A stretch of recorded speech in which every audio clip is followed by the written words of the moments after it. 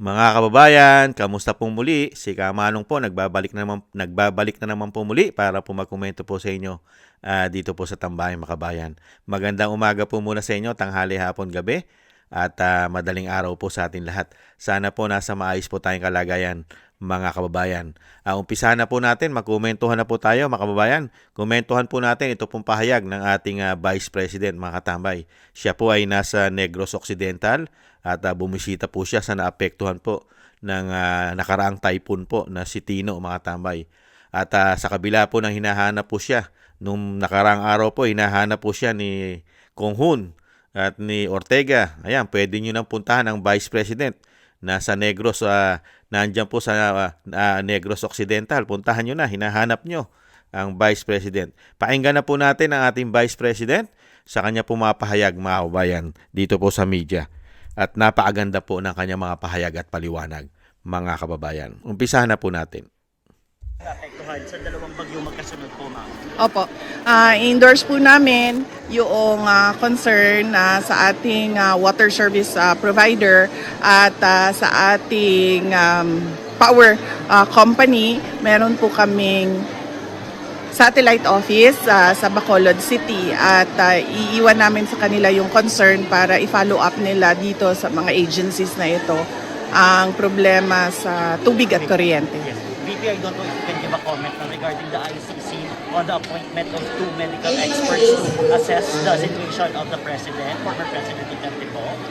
Yes, we are happy with the developments that there is action on the court on the request by the defense team for indefinite adjournment of the case. VP, wala pa rin nakukulong sa nangyayaring ongoing investigation on ghost projects in various areas in the country. Oo.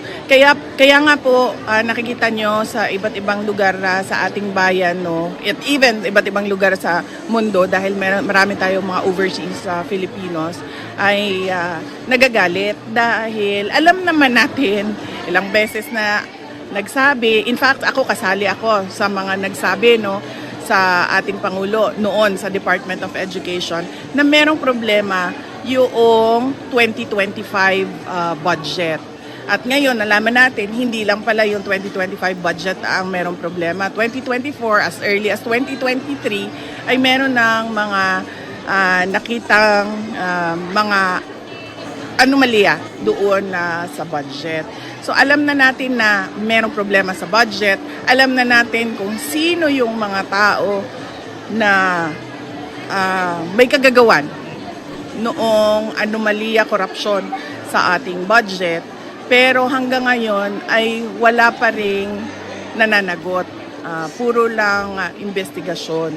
So yun yung sinasabi ko na mukhang yung sinasabing independent Commission for Infrastructure ay ginawa lamang para kontrolin yung istorya, kontrolin yung narrative sa corruption scandal. The reaction ng possible warrant of arrest ni Senator Bato de la Rosa sa ICC? Oo, well hindi ako makakomment, no, sa warrant of arrest dahil wala siya doon sa mga pronouncements, public pronouncements ng ICC. Pero gayon pa man, noong as early as April of this year, nagsabi na rin talaga ako kay Senator Bato de la Rosa na maghanda siya sa kung ano man yung mga posibleng mangyari patungkol sa ICC case. At ang sinabi ko sa kanya din na ang paghahanda niya magsisimula sa pagpili niya ng isang international law expert at merong experience sa ICC na abogado para nabibigyan siya ng advice kung ano yung mga dapat niyang gawin. Dito yung may investigation ngayon sa mga Cebu province, mga mayors, mga officials doon. Kasi nakalib sila during the kasagsagan ng Bagyong Tigno and Bagyong Uman. Any reaction po? Antayin natin, no? Yes.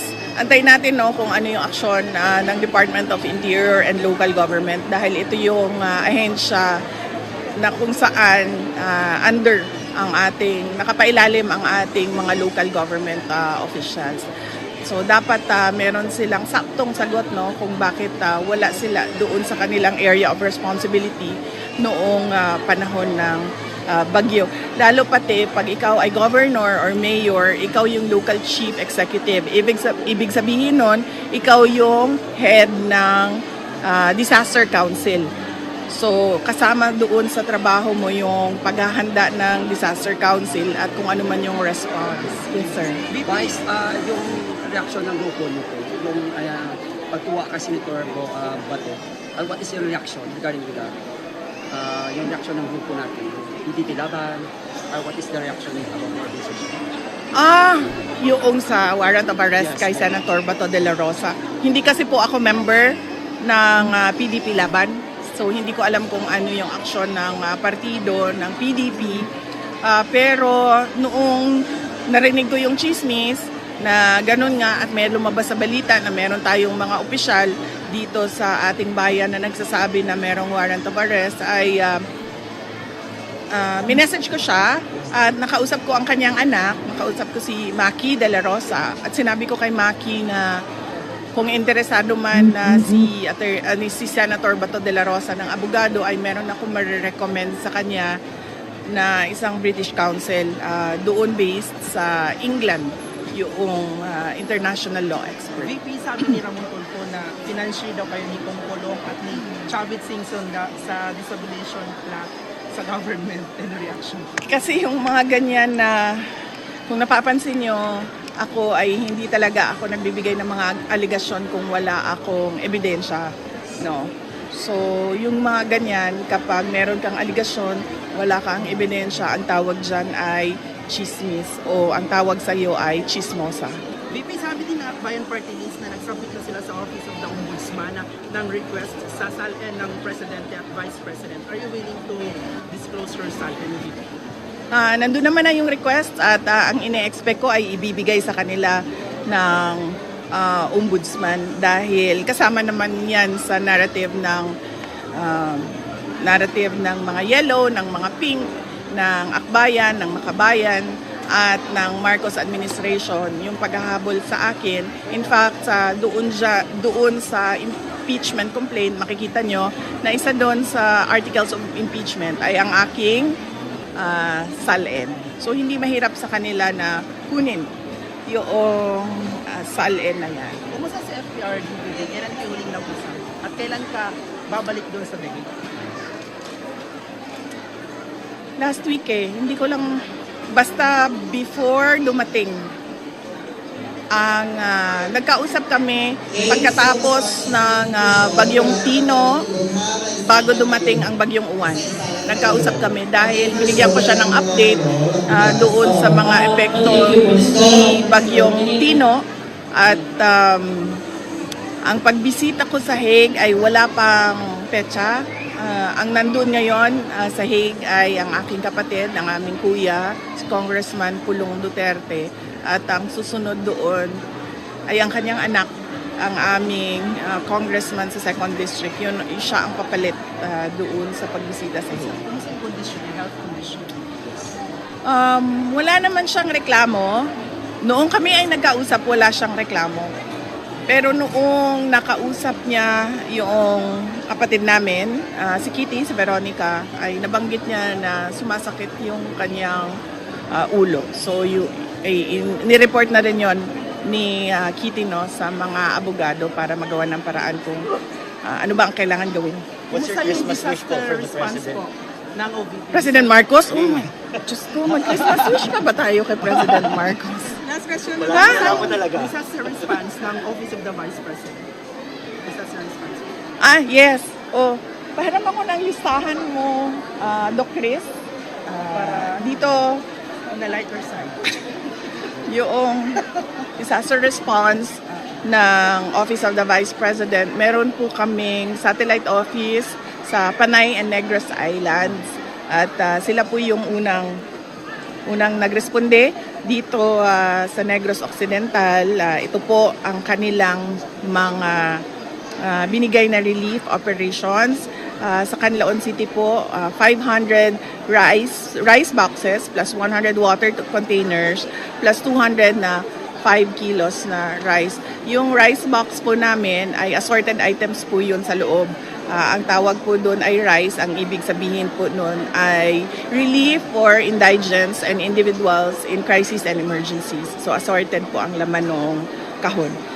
Sa Binalbagan ay 200 boxes, 100 na 5 kilos rice at 50 na water container. Sa La Carlota naman ay 400 rice boxes, 200 5 kilos ng bigas at 100 water containers. Sa La Castellana naman, 300 rice boxes, 200 na 5 kilos rice and 100 water containers. Sa Moises Padilla, 269 rice boxes and 100 na 5 kilos rice. Sa Bago City, 400 kilos rice and 50 water containers.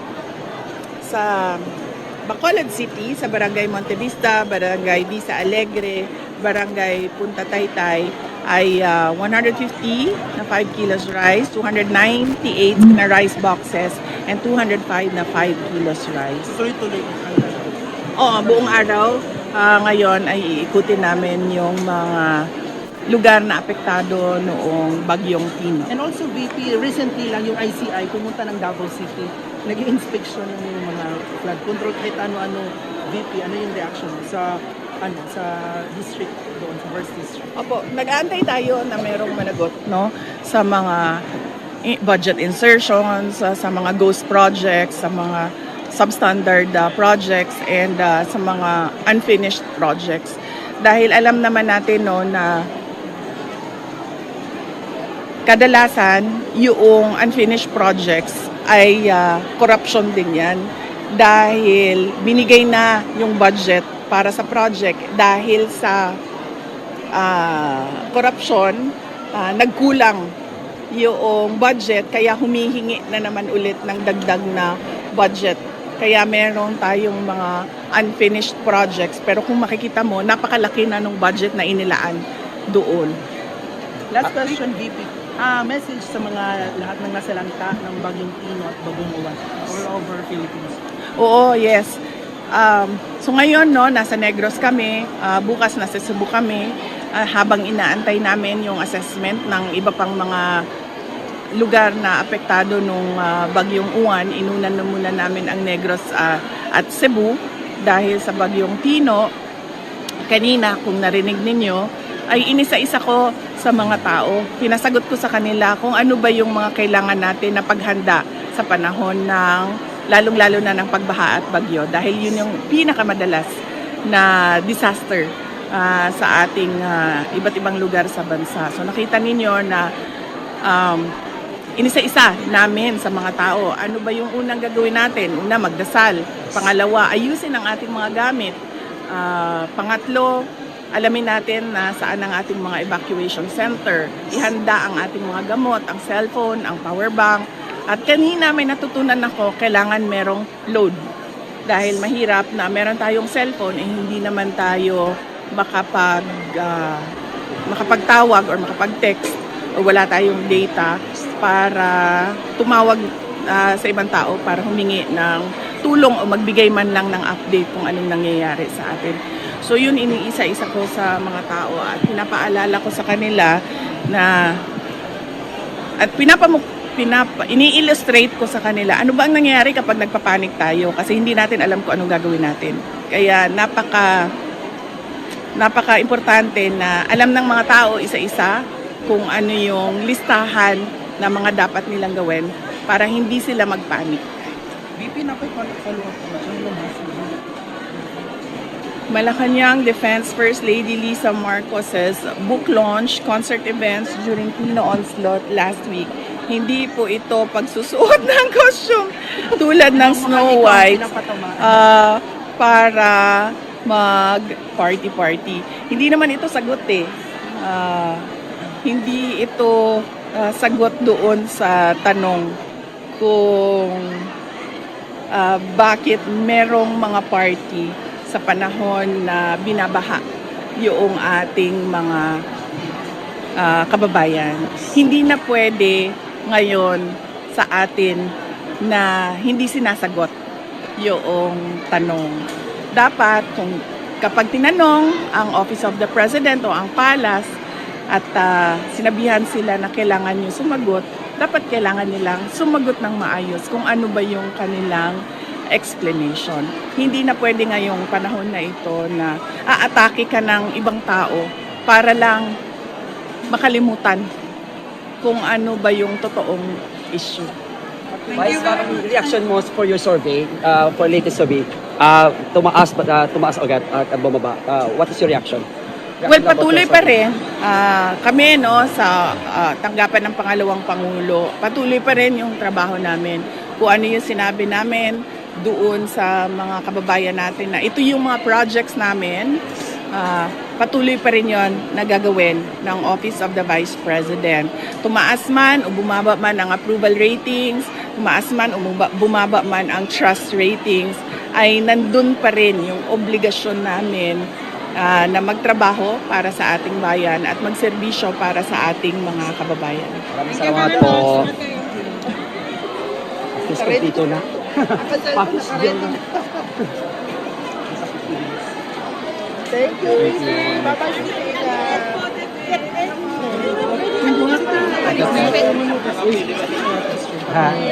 Prior na Oo, about dito.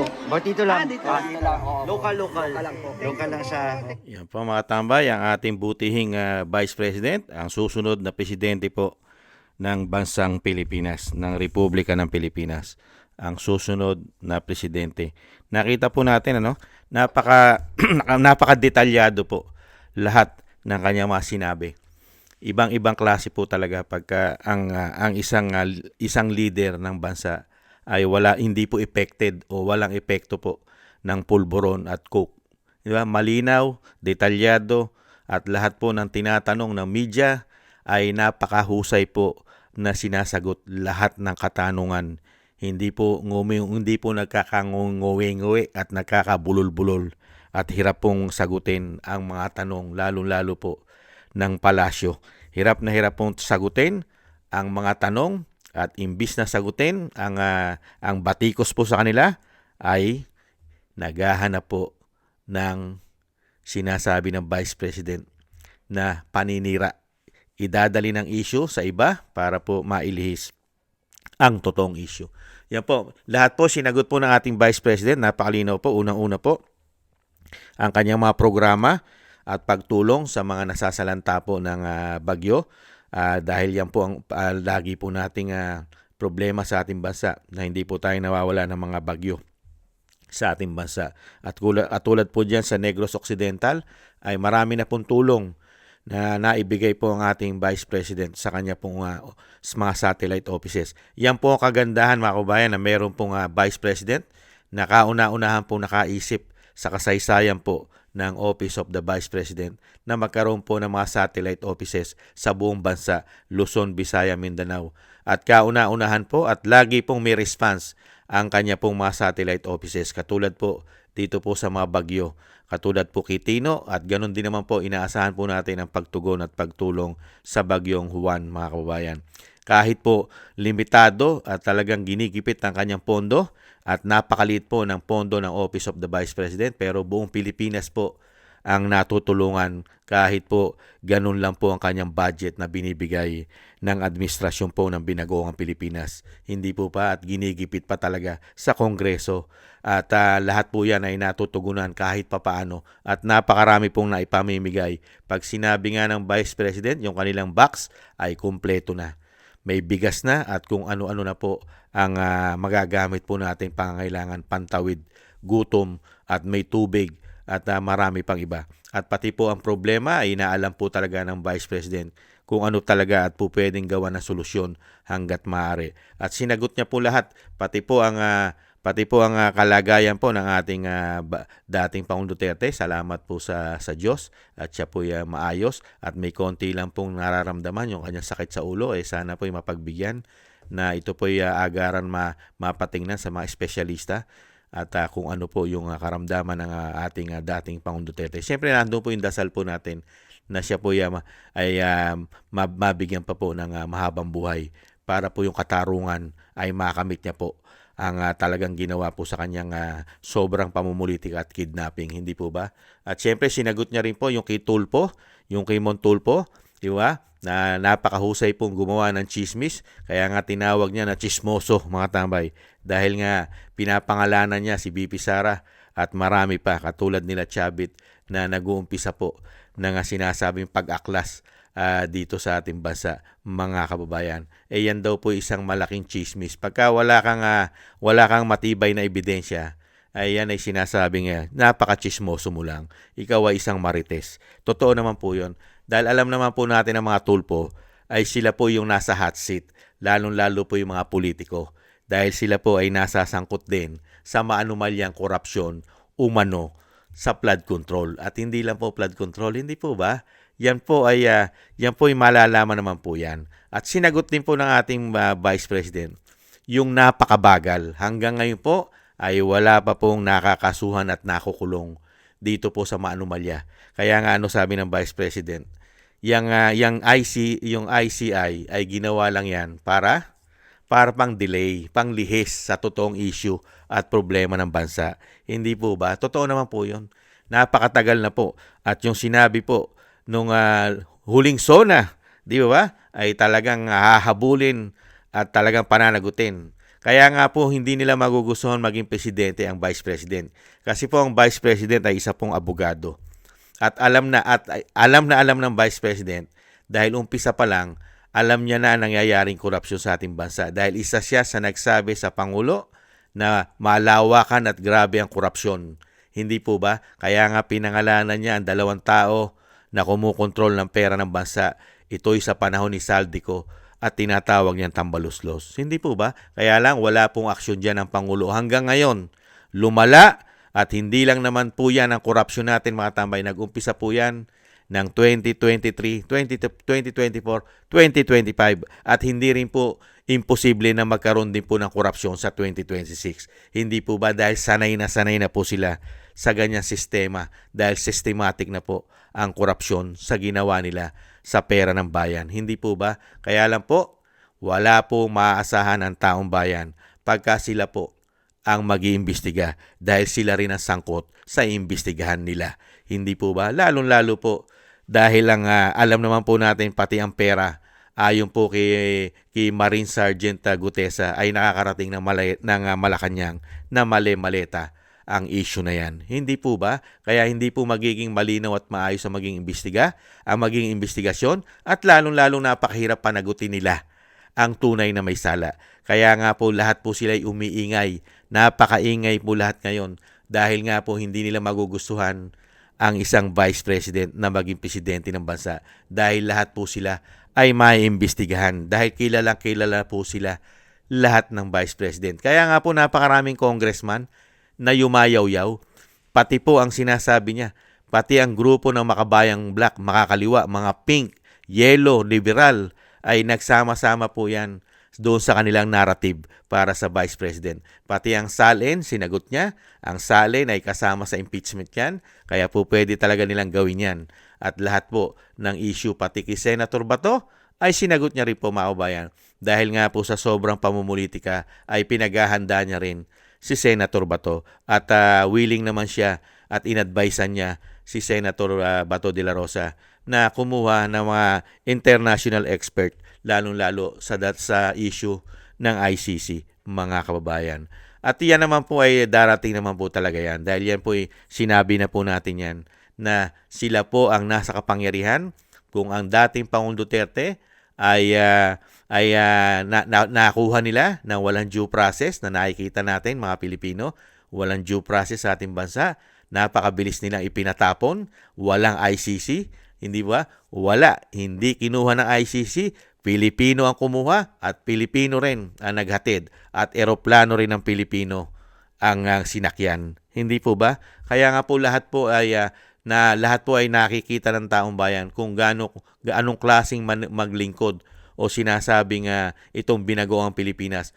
Ito hindi una-una, korupsyon, pamumulitika at napakaraming paglabag sa proseso ng batas ang nakita po natin na mahigit 3 taon sa kanilang panunungkulan. At syempre po ang Office of the Vice President ay patuloy po na nagtatrabaho nang hindi po ito halos na imimedya. Hindi po ba? Sa kabila po na dire-diretso po at napakarami po niyang gagawin at hindi lang naman po ang Bagyong Tino ang kanya pong pupuntahan at may schedule na rin po siya sa Cebu at sa lahat po na naapektuhan ay iikutin po yan ng Office of the Vice President pati po ang mga naapektuhan sa Juan, mga katambay. At ang ating Vice President kahit po hindi po siya laging laman ng mainstream media. Pero alam naman po natin sa ating mga isip at puso na ang Office of the Vice President ay dire-diretso po ang pagtulong at pagtugon sa abot kaya ng kanyang pondo. At syempre, at marami naman po nagdo-donate sa Office of the Vice President. Kaya yan po ang kagandahan Kahit po ginigipit po nila ang pondo ng Office of the Vice President, ay napakarami po nagmamahal na tapat at syempre nagdo-donate sa Office of the Vice President. Kaya po natutugunan pa rin niya kahit paano ang kakulangan ng kanyang pondo. Hindi po katulad ng sobra-sobra lahat po ng asset, kapangyarihan ay nasa pamahalaan, nasa Malacanang, pero nakita niyo naman po kung paano po tumugon sila. Mas inuuna po nila ang sobrang pamumulitika.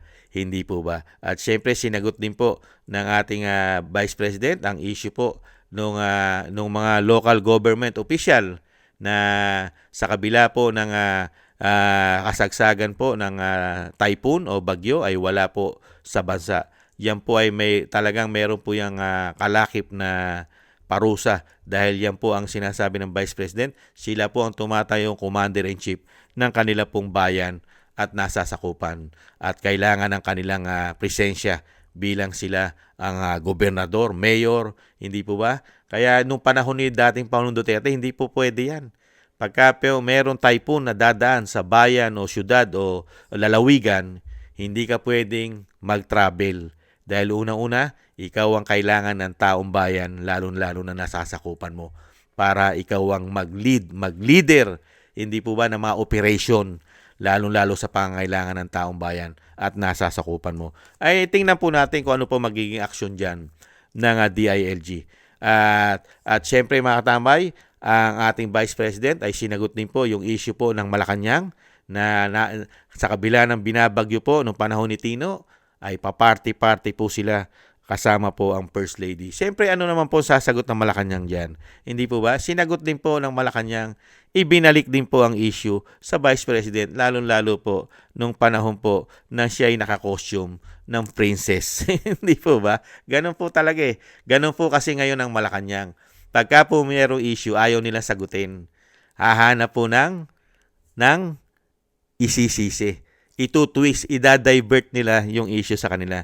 Wala kang makukuha sa Malacanang ng direktang sagot sa lahat ng issue ng bansa. Lagi pong idinadivert ang issue at ibinibintang hanggat maaari ay ito-twist po ang issue sa mga Duterte. Ganyan po ang Malacanang, mga kabayan. At hindi po natin nakikita si BBM na kasing ganito, kasing galing at detalyado lahat ng paliwanag at may direksyon ang kanyang gagawin ay talagang alam niya, programa niya ay napakalawak ng programa ng Vice President lalo-lalo sa pagtugon at problema ay nakikita ng Vice President. Kaya nga antimano siya ay nagbibigay agad na advice at nagbibigay po ng kaalaman lalong-lalo po sa bagyo o lalong-lalo ito'y parating sa ating bansa. Hindi po ba?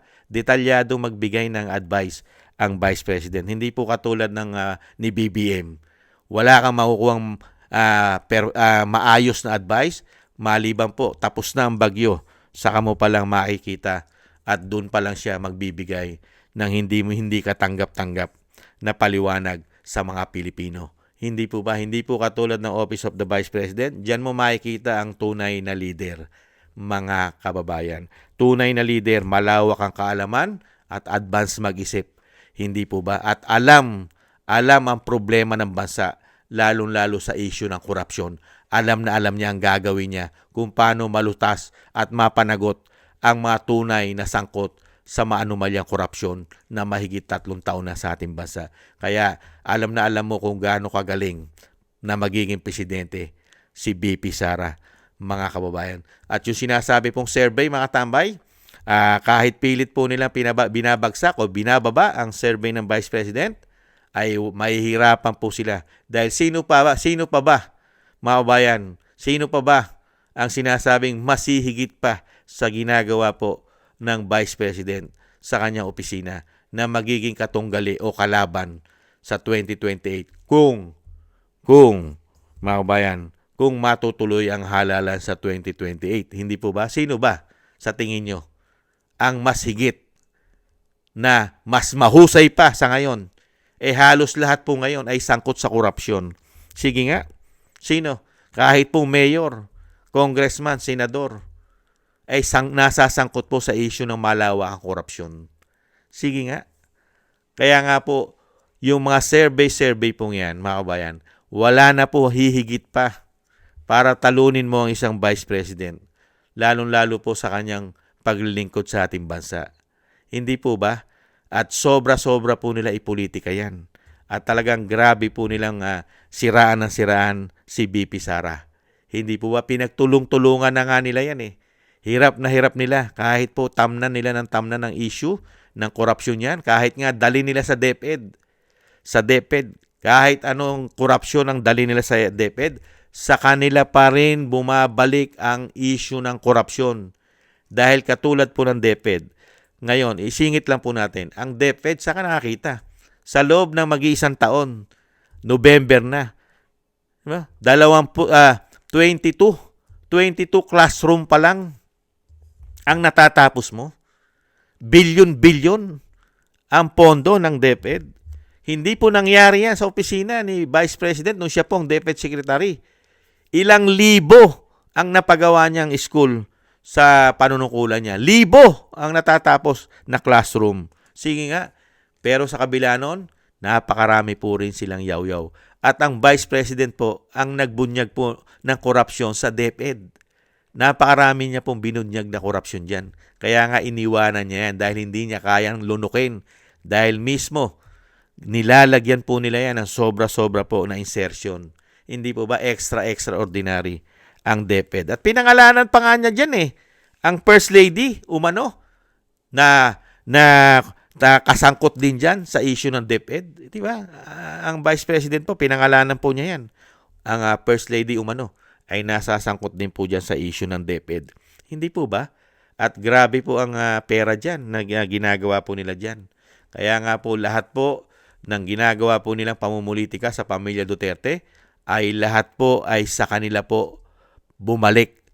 At grabe po, sinampal na, binigwasan na, inaperkat po sila ng katotohanan na sila talaga ang problema ng bayan, lalong-lalo po sa korupsyon, pamumulitika, at napakaraming kapalpakang paglilingkod sa taong bayan. Binabaw na po tayo sa kahirapan, napakamamahal na bilihin, bayarin, at napakabagsak na ekonomiya ng ating bansa. Bagsak na po ang ating bansa sa ekonomiya at kawalan ng trabaho, at bagsak din ang ating piso, mga kababayan. Ganyan po silang maglingkod, mga kababayan. Yan po, mga kababayan. At kung meron pong hindi pa nabanggit si Kamanong, ay pwede nyo naman pong kayo na po ang mag-comment kung ano pa po ang pwede po natin i-comment at i-suggest sa dami po ng programa at nagagawa ng ating Vice President, mga tambay. At sa mga naghahanap naman po sa Vice President, uulitin ko po, ayan, ang Vice President ay nagtatrabaho kahit hindi nakikita sa media. Nagtatrabaho. Kaya kung hinahanap mo Ortega, Kung Hun, puntahan mo. May schedule pa sa Cebu ang Vice President. At kayo, umikot din kayo. Mag-iikot din kayo. Isama mo si Tamba, si dating speaker, Tamba, na tinatawag ng Vice President. Mag-ikot kayo dahil kayo ang nakakuha ng isang damukal na pera sa taong bayan at kayo ang nasa hot seat ng korupsyon. Bawasan ninyo umano ang inyong mga ninakaw at itulong nyo sa mga nasalanta ng bagyo. Kayo po ang kailangan tumulong ng higit dahil ang pera ng taong bayan ay sa inyo lang umikot na napakalaki at pinagparti-partihan nyo yata umano. Hindi po ba, mga kabayan? Pero kayo, hanggang social media at media lang nakikita ng taong bayan. Hindi po ba? At kung sasabihin nyo na kayo ang trabaho nyo ay legislative at hindi nyo trabaho executive, bakit tinatrabaho nyo ang pera ng taong bayan? Hindi naman pala kayo executive. Hindi ba? Legislative.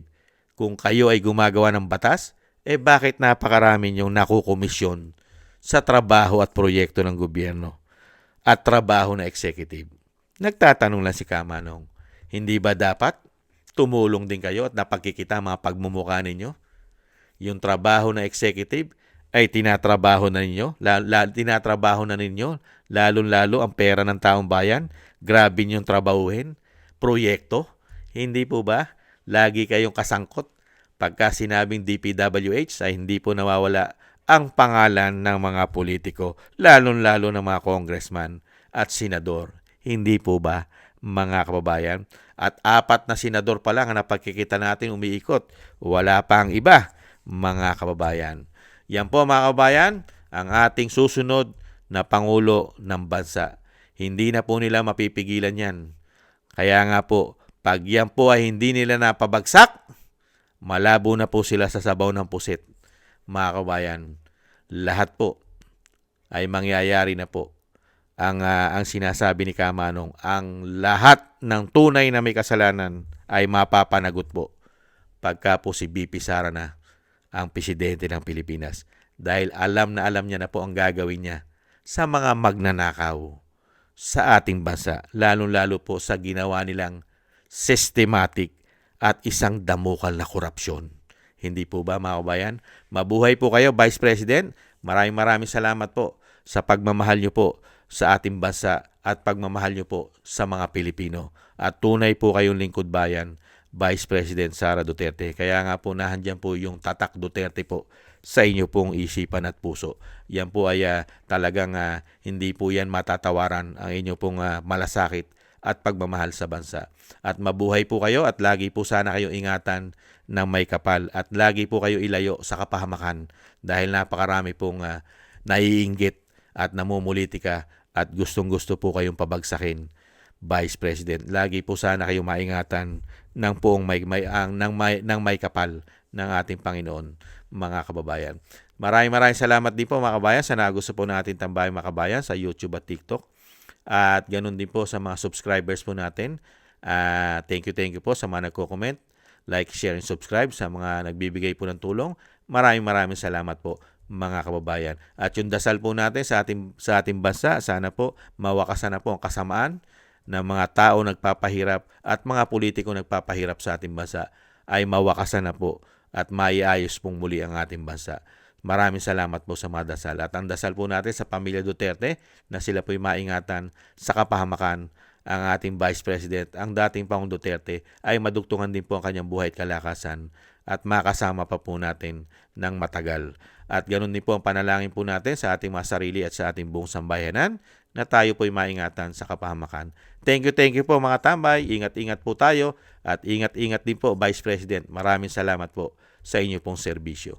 Paalam. Bye-bye.